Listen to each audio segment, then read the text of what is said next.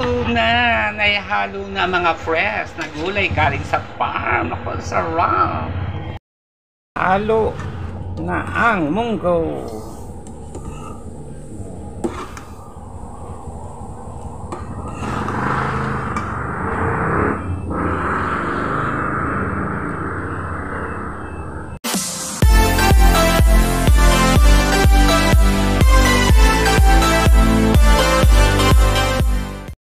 Guys, lalakad na ang bus, paalis na. Mag-aalas 2 na ng hapon. Anong oras kaya makakarating tayo doon sa Taal, Tawilisang, Batangas. Yan, galing tayo sa Bukana. At umuwi kami dito ng pamangkin ko ay November 1, hapon. Yun, pamangkin ko si Rika ay umuwi na siya. Bumalik daw ulit siya ng Taal, Batangas ng November 3. Ako ngayon pa lang, ngayong November 6. Sabi ko nga sa pamangkin ko, ano na tayo, sabay na tayo sa pag-uwi sa Sais. Hindi na nakatiis, bumalik na ng Taal. Ay wala ako sa bahay kasi nagugupit ako sa labas. Ayan, ayan, ihatid naman ako ng Inay Kabunita, aking kapatid din sa Sakayan. At yun, malamig naman dito sa loob ng van, mga kaunesa. Ayan, may lalakad na po ito. Okay, samahan niyo po kami, mga kaunesa. Bye bye. Alright, nandito na tayo ngayon sa Taal, sa Batangas. Yan, kararating lang natin, galing tayo sa Bukana. Sa Bukana Vloggers, kina Idol Japper, mga kaunesa. Yan.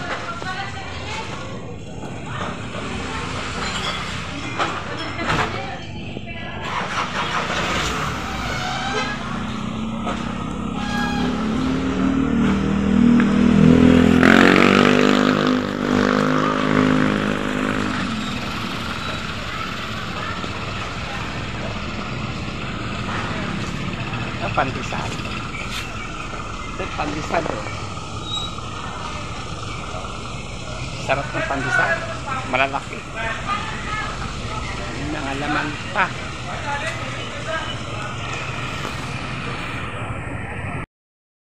Ito yung aming salon na may kasamang grocery. Ayun ang salon namin. Ayun. Ito mga signboard. Yan, gupit, Urban, Botox.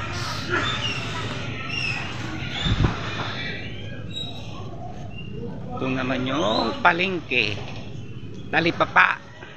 Yan, Tawilisan, Santa Teresita, Batangas.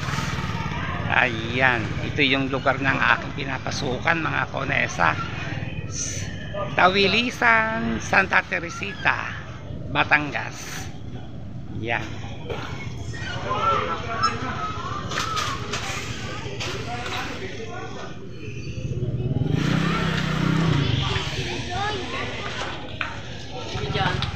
Boss, doon. Iwan mo to. Amin mo siya. Wala. At ito.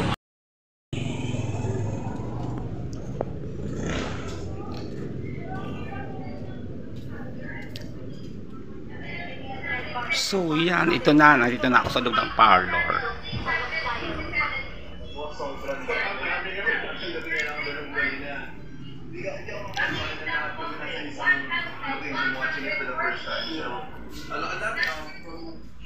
So yan, at meron tayong okra. Luluto tayo ng fresh na gulay, galing pa to sa farm. Yan. Ampalaya. Ampalayang ligaw. Tagalog. Ito, talbos ng kamote. Naggugulay kami mamaya, mga kaunesa, para fresh ang ating katawan, para iwas tayo sa sakit. Para kasi nagkakaedad na tayo, dapat lagi tayo nakakain ng mga gulay. Yan. Mamaya iluluto. Kasi maaga pa kasi. Kaya mamaya iluluto pa namin ito, mga kaunesa.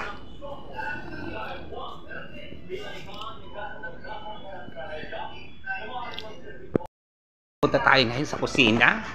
At nahimay na namin yung ampalaya. Ampalayang Tagalog.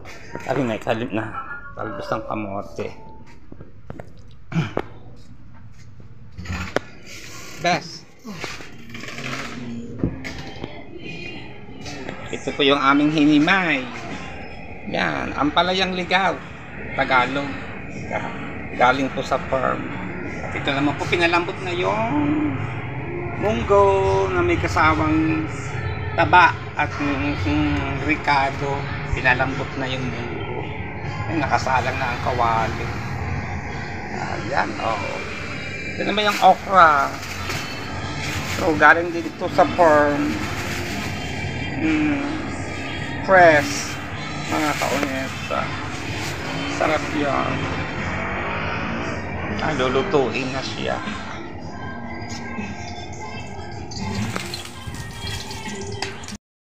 Halo na ang munggo.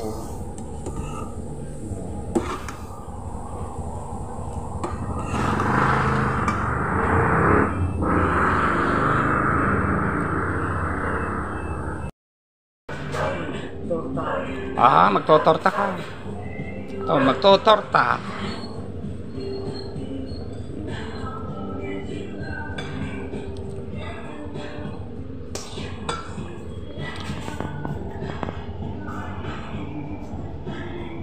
Yan ang sarap niyan, mga kaunesa, magtotorta.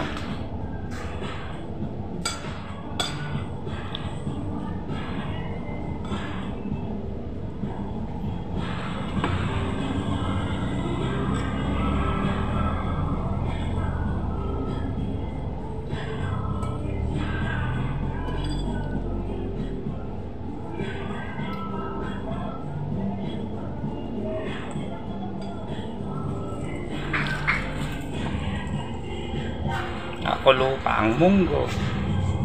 Ito naman ang sahog. Yan, press na gulay.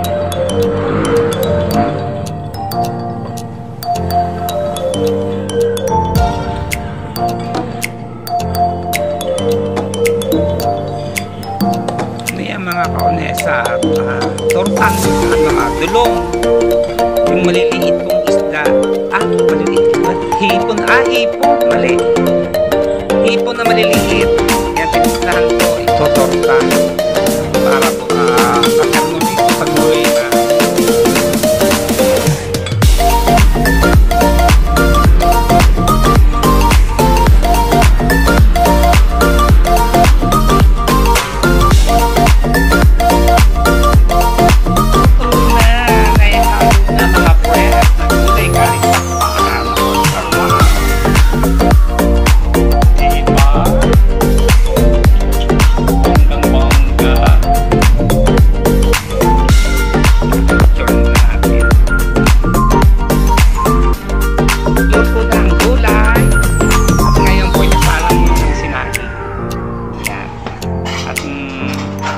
Maya-maya, lalapang na muna kami para matikman ang masarap na recipe.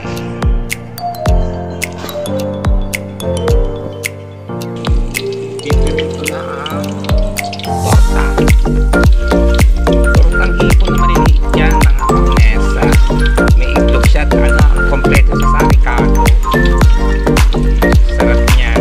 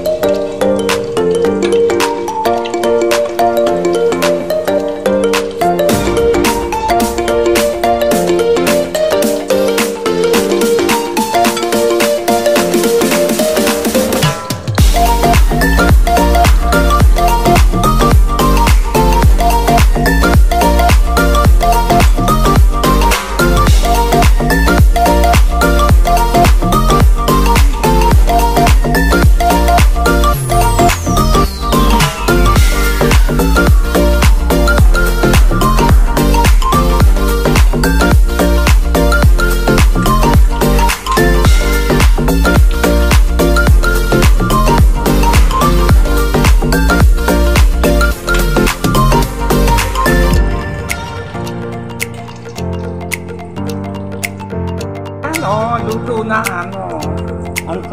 ang torta. Ito po ay hipon na maliliit, mga kaunesa. Titikman natin.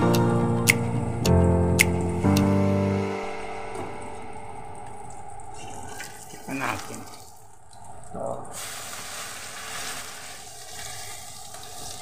wow, ang sarap!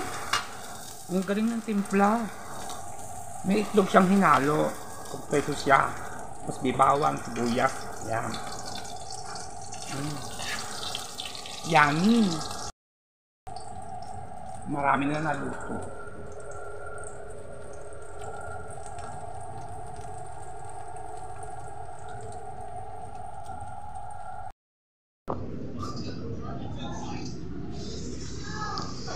Ay, luto na ang torta.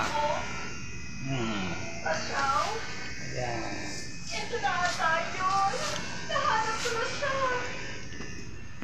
Ano yung suka? Oh. Ano pa? Hindi na. Ano pa? Ay. Yan, kain na tayo. Asawa mo ba si Bebes Girl? Bebes Girl? Yummy. Matangkad, tapos malingkit.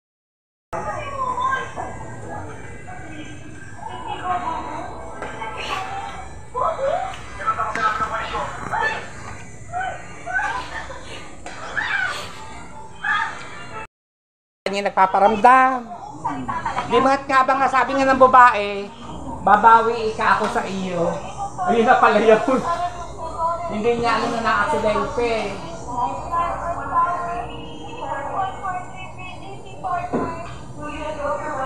Ala, baka yung girlfriend niya. Ano? Ayun nga. Napaparaming ko din siya. Ayaw.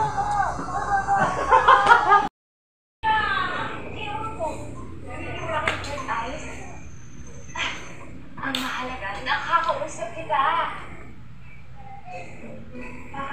Parang kulang ata yung nabubungan niya eh. Sarap.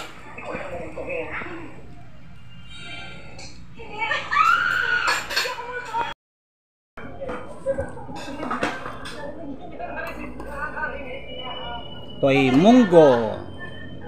Yan, may halong ang dahon ng ampalayang ligaw. Ampalayang ligaw, yung nilagay din na. Gawa nung inalatan, gawa ng mapait, maalat ng ano. Ito naman ay torta. Tortang hipon na maliliit. Yan. Timplado yan. And the plan is, kailangan mo siya lahat mo. Bakit pa ako? Nalitan ko na na. Ikaw na nakakausap ko niyo, ha? Ikaw na gusto ko nito. Ikaw na. Kaya sabihin ako na yung kulay mo pinitan. Huwag kang makakayag, ha? Sige, sige. Tulungan. Kaya, nabusog na kami. Dami namin nakain. 0964 197 Ayaw niyo sa mga social na resto. 2557